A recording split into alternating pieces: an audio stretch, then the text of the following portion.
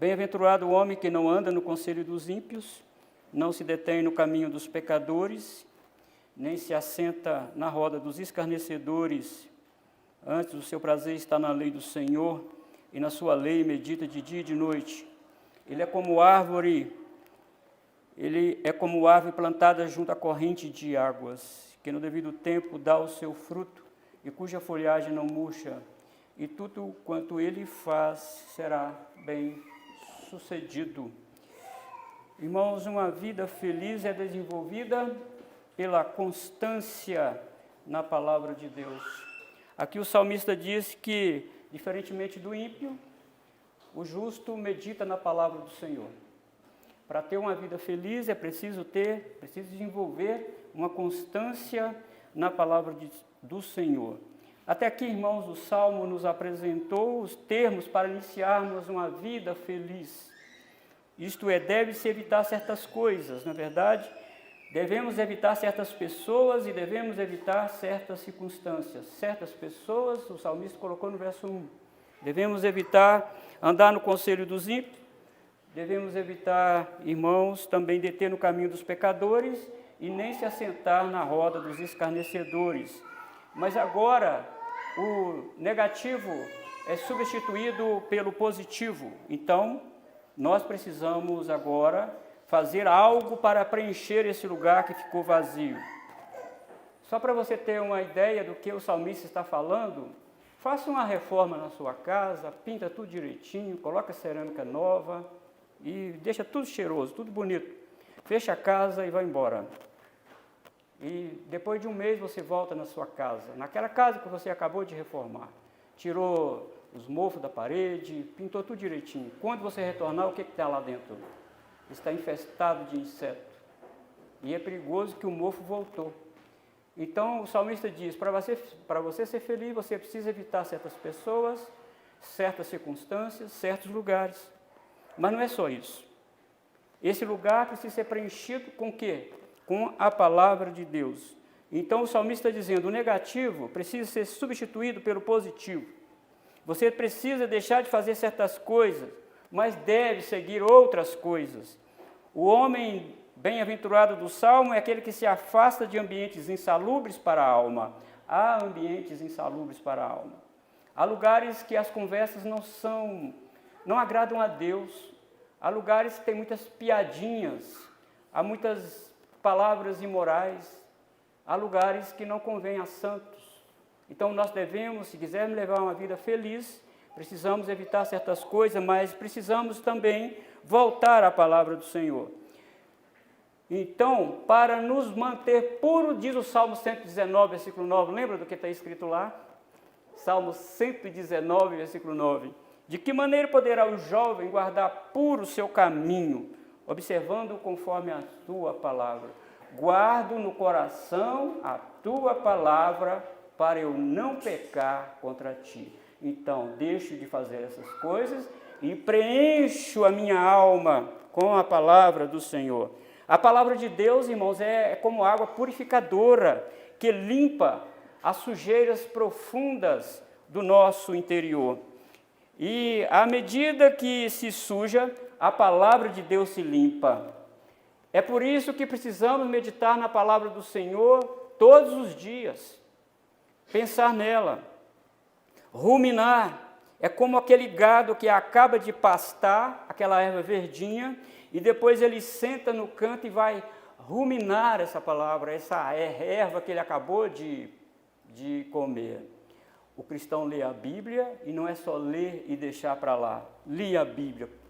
Agora estou pronto para enfrentar as insalubridades deste mundo. Não, você precisa meditar no que você leu. Isso precisa estar na sua mente. Talvez você está sentado dentro do ônibus, indo para o trabalho, e diz, olha, eu li um texto da palavra de Deus, um versículo só, ou uma frase só, e você medita nesta palavra. Um texto que ficou a semana toda na minha mente, embora eu tenha meditado em outros, é aquele texto da oração de Moisés, no Salmo 90, versículo 1, né? Moisés estava num episódio onde as serpentes foram enviadas para morder, picar os israelitas que tinham murmurado contra Deus. E eles foram a Moisés, e Moisés orou a Deus. No Salmo 90 ele diz: Senhor, Tu tens sido o nosso refúgio de geração a geração. Ele começa a oração falando isso. Olha, mas tinha gente morrendo por causa da picada das serpentes. Mas ele orou assim: Senhor, Tu tens sido o nosso refúgio de geração a geração, de eternidade a eternidade. Tu és Deus. Olha que coisa linda nós meditarmos, irmãos. Preenche sua mente dizendo: olha, ó Deus, como o Senhor tem sido o meu refúgio. Verdade, de geração a geração. Olha a minha geração antepassada, como o Senhor guardou o meu casamento, como que o Senhor proveu isso para mim. O Senhor tem sido o nosso refúgio. Aqui o salmista diz, medita nessa palavra, né? É preciso, irmãos, não só ler, mas ter o prazer de ler a palavra do Senhor. O salmista nos diz que a pessoa piedosa tem prazer na lei do Senhor. Isso significa que ele ama a palavra de Deus. A palavra de Deus não é um amuleto na sua casa. Os mais antigos aqui devem lembrar que certo pastor, um episódio que aconteceu, certo pastor foi visitar uma irmã bem velhinha, e ela usava óculos, né? E, de repente, o pastor chegou lá, pastor, a coisa está muito difícil, ele só tem lido a Bíblia, irmã. Falei assim, olha, meu óculos sumiu, pastor, meu óculos, eu não sei aonde eu coloquei meus óculos, coisa da cabeça mesmo. Olha, irmã, me presta sua Bíblia, deixa eu ler um texto aqui para a senhora. De repente, ela pegou a Bíblia e os óculos estavam dentro da Bíblia. Tinha muito tempo que ela não lia a Bíblia, né? Muito tempo. Irmão, nós não podemos ter esse tipo de comportamento se queremos enfrentar as insalubridades da vida aí fora. Se queremos, irmãos, viver a vida feliz. Mas ler a Bíblia é só para o pastor, não. Não, é para aquele que ama a palavra do Senhor. Ler e meditar. Ler, sempre meditar naquilo que leu. Eu fiquei feliz de uma das visitas que eu fiz. O irmão disse, olha, pastor, eu e a minha esposa, nós dois sozinhos aqui, nós temos o hábito de ler a palavra de Deus sozinhos aqui. E nós fazemos aqui o nosso culto. Que coisa maravilhosa! Que coisa que enche o nosso coração de alegria. E não é à toa, porque esse casal passa por diversos problemas, inclusive de saúde, mas o Senhor tem sustentado. Por causa disso, irmão. Não tem esse poder que você pega, que você sente, que arrepia o corpo. Não, vai te dando vitória, dia a dia. Meditar na palavra do Senhor. Então, antes o seu prazer está na lei do Senhor. Então, nós precisamos ter prazer em ler a Bíblia. Temos que ter prazer de meditar na palavra do Senhor. Eu quero te dar um exemplo. Quando você está muito faminto e se assenta à mesa para se alimentar, você come com prazer, degustando cada porção. Você está faminto. Como aquela mesa que nós nos deliciamos hoje de madrugada. Muito boa. Você come com prazer. Você degusta até devagar para sentir mesmo o sabor da comida. É isso que você precisa fazer com a palavra de Deus. Sabe de uma coisa? Eu vou ler a Bíblia que o pastor pregou lá domingo e diz que se nós quisermos ser felizes, nós precisamos ler a Bíblia. Não, não é só ler. Você tem que ter prazer em ler. Este é o homem feliz, é a pessoa feliz. Agora, imagine você também no deserto, está sedento, a sua boca parece que está colando, ela está tão desidratado que você está. O que mais te dá prazer? Uma carona? Não, é a água. Você trocaria tudo por causa de um copo d'água. Por quê? Você está necessitado daquele momento. Queridos irmãos, nós estamos neste mundo sedento da palavra de Deus, um mundo mergulhado no pecado, mergulhado nas insalubridades do pecado. Tem comportamentos que não condizem, irmãos, com a santidade do Senhor. E se nós não bebermos a água pura, a água vinda do céu, se nós não tomarmos, irmão, cuidado com isso, nós também ficaremos ressequidos. Seu prazer, irmãos, seu prazer, o meu prazer, o seu prazer, é a nossa força motriz que conduz a nossa direção. Eu pergunto a você, você não vai me responder. Qual é o seu maior prazer? Lembre-se, todo mundo se deleita em alguma coisa. Todo mundo tem algo prazeroso que ele gostaria de fazer, que ele gostaria de ter. Alguns são dominados pelo prazer de assistir o seu time de futebol. Outros têm o prazer de ouvir uma banda de rock. Eu gosto de rock, então eu gosto de ouvir aqueles cantores jogando a guitarra para lá e para cá, o cabelão batendo, eu gosto de... Aquilo ali me dá prazer. Se você perguntar a um adolescente que gosta de rock, diz, olha, no Rock in Rio, olha, eu vou pagar um ingresso caríssimo, porque eu gosto de rock, o meu prazer. Outros têm o prazer de ler, outros têm o prazer de passear. E eu acho que todo mundo tem esse prazer agora que eu vou falar. Todos nós temos o prazer de comprar. Como que isso dá prazer em nós? Como que isso preenche, pelo menos momentaneamente, alguma coisa na nossa vida? Gostar de comprar. Mas passou aquele momento, você comprou aquilo que você desejava, você olha para aquilo e diz, que bobagem que eu fiz. Mas a palavra de Deus não, irmãos. Ela precisa ser o seu prazer. E ela nunca te enoja. Ela nunca te causa, irmão, canseira. Se você quer ser feliz deste mundo de pessoas infelizes, você precisa ter as Escrituras Sagradas como seu maior prazer. Porque é ela que nos conecta com Deus. Nós não vemos Deus, nós não sentimos Deus, nós não pegamos Deus, nós não cheiramos Deus. Mas é pela palavra dele que nós nos conectamos com ele. É ele que fala conosco através da sua palavra. Mas note bem o que o salmista diz aqui. Ele medita de dia e de noite. Ah, pastor, então eu vou ficar lendo a Bíblia de manhã até de noite, virar, não vou comer. Não, não é isso que o salmista está falando. A palavra meditar aqui, irmão, tem a ideia de digerir algo completamente, devagar. Como eu falei anteriormente. É mastigar, é ruminar e mastigar, de novo. E é ter, irmão, sua mente envolvida naquilo que você leu. Olha como que Deus falou ao meu coração com uma frase do versículo. Nós fizemos 2 leituras aqui hoje.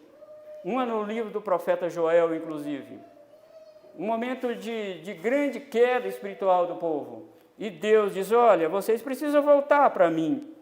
E depois que vocês voltarem para mim, se arrependerem dos seus pecados, versículo 28, está lá no capítulo 2. E há de ser que depois que vocês fizerem isso, eu derramarei do meu Espírito sobre vocês. Então, note bem, irmãos, meditar de dia e de noite é você fazer, irmãos, da sua vida esse hábito de ler e meditar na palavra do Senhor. Você sai para o seu trabalho, ler um texto da palavra de Deus, enquanto você está indo, você está meditando. Você não vai ficar com a Bíblia na mão o dia inteiro, lendo e meditando, porque você precisa trabalhar, você precisa cuidar da sua família, precisa trabalhar. Mas quando você volta, antes de deitar, você pega de novo essa palavra e lê outro texto, talvez, e medita. Você vai ter um sono tranquilo, a sua alma vai ficar sossegada. E irmãos, esta é uma característica do homem bem-aventurado, do homem feliz. E eu, irmãos, aqui com base nas Escrituras, eu posso te dizer que você vai passar por qualquer dificuldade, por qualquer problema, seja ele financeiro, seja ele de saúde. Se você fizer isso, você não percebe, mas você está ganhando força, poder para vencer aquilo que você está fazendo. Então, irmãos, precisa ter o quê? Para ter uma vida feliz é preciso construir uma vida de constância na palavra do Senhor. Mas o versículo 3, para ser feliz, é desenvolvida num ambiente apropriado para o progresso. Uma vida feliz é desenvolvida num ambiente apropriado para o progresso. Versículo 3. Ele é como árvore plantada junto à corrente de águas, que no devido tempo dá o seu fruto, e cuja folhagem não murcha, e tudo quanto ele faz será bem sucedido. Este texto me faz lembrar do Salmo 92, versículo 12 e 13. O justo florescerá como a palmeira, crescerá como cedro no Líbano, plantados na casa do Senhor, florescerão nos átrios do nosso Deus. Observe o que aqui está exposto. O homem bem-aventurado não é comparado a uma árvore dentro de uma floresta. O homem bem-aventurado, ele foi plantado na casa do Senhor. Ele foi plantado. Viu aqui, irmãos, que essa árvore não nasceu aleatoriamente lá? O salmista está dizendo que ele é como árvore plantada. O dono do jardim plantou ele lá. Colocou ele num lugar, irmãos, propício para crescimento. E esse lugar propício para o crescimento é a casa de Deus. É aqui que nós estamos juntos com os irmãos, conversamos e talvez nos colocamos também em conhecimento da dor do irmão, da dificuldade do irmão. E nós lemos um versículo, nós damos uma palavra para ele, nós oramos aqui, nós cantamos aqui. Então Deus te plantou na sua casa. E diz o Salmo 92, é por isso que ele florescerá como a palmeira. 92, versículo 12 e 13. Crescerá como cedro no Líbano, plantado na casa do Senhor, florescerão nos átrios do nosso Deus. Ele foi plantado na casa do Senhor. Irmão, ninguém consegue se desenvolver fora da casa do Senhor. É uma preocupação não somente do pastor, mas de toda a liderança da igreja, aquelas pessoas que se afastam da casa do Senhor. Talvez por motivo fútil, torpe, motivos não justificáveis. Irmãos, isso é temerário, isso é muito temerário.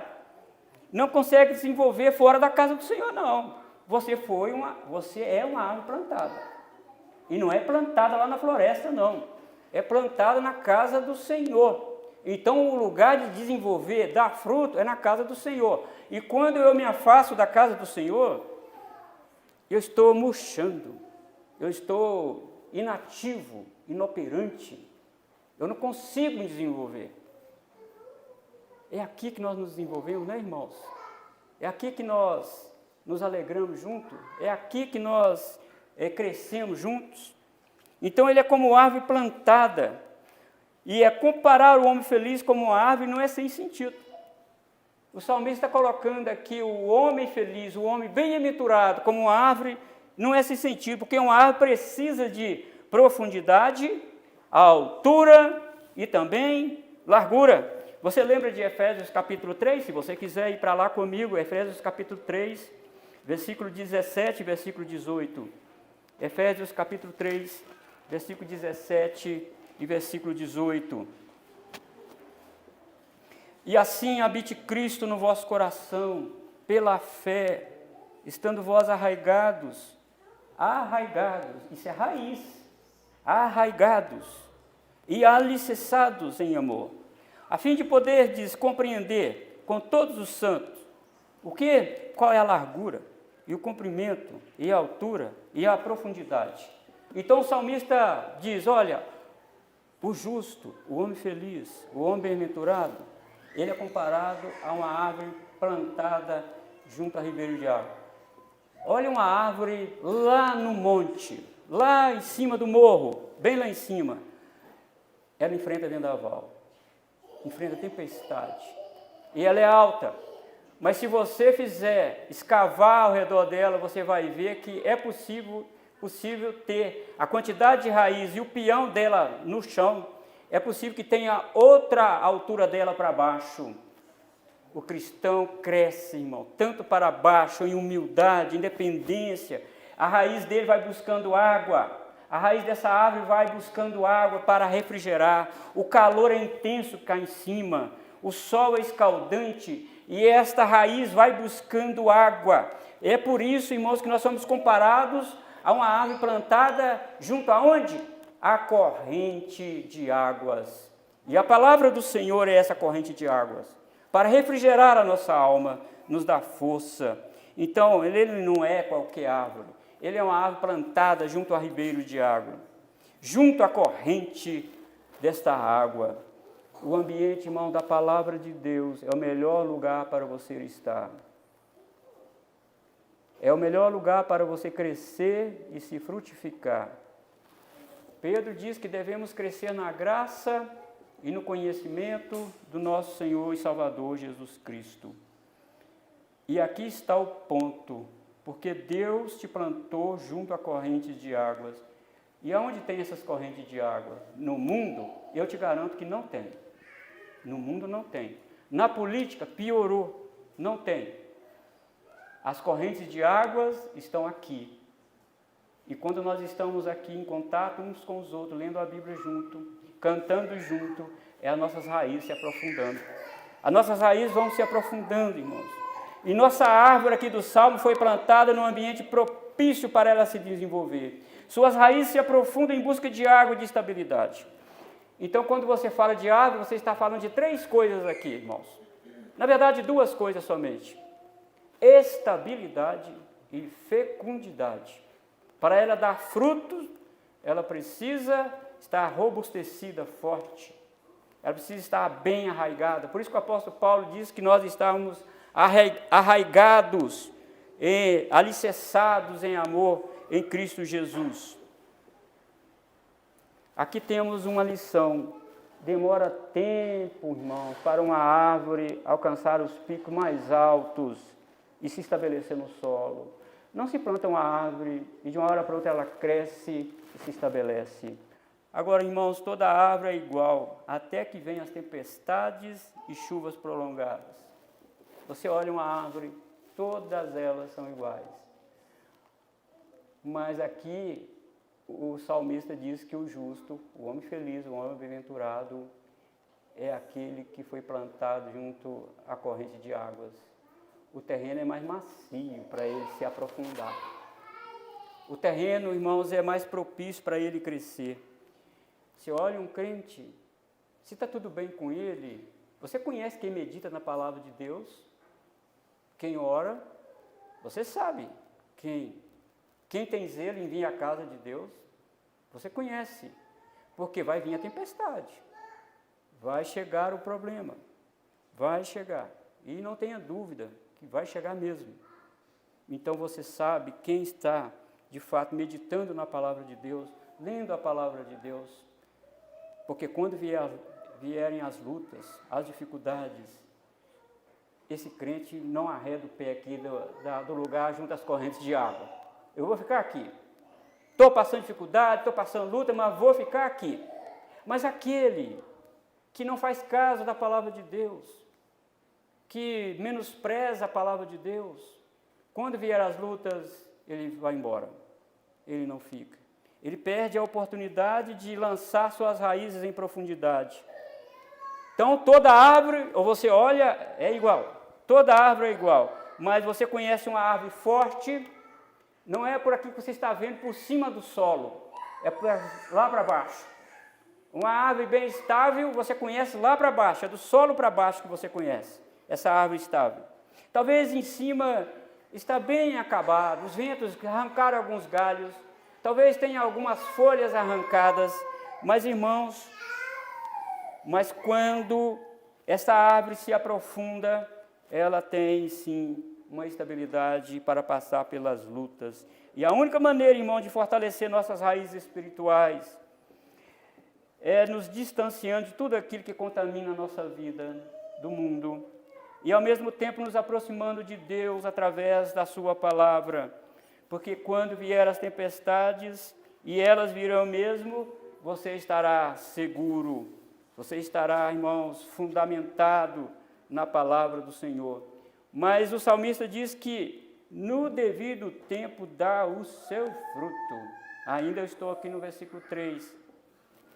Então temos uma figura de uma árvore plantada e não podemos procurar fruto nela no ano seguinte. Ela não dá fruto imediatamente, porque é justo esperarmos um tempo para crescimento desta árvore dar frutos.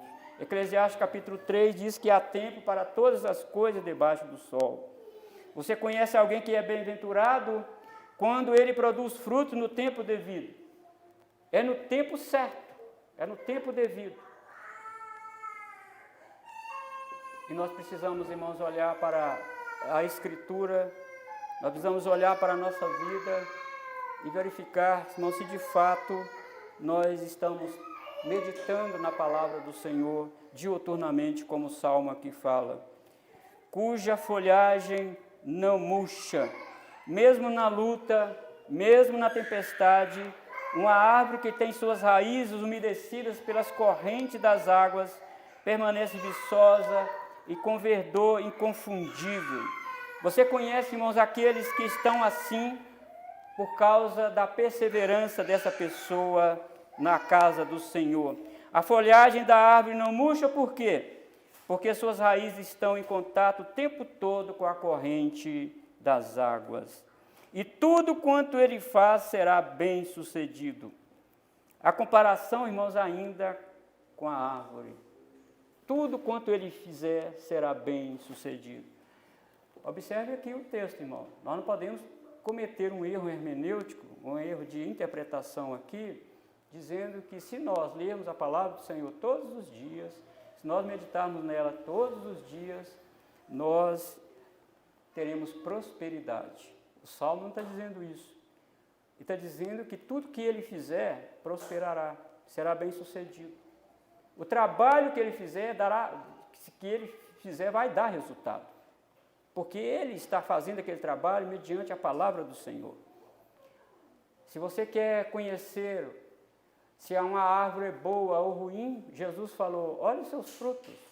Pelos frutos conhecereis a árvore.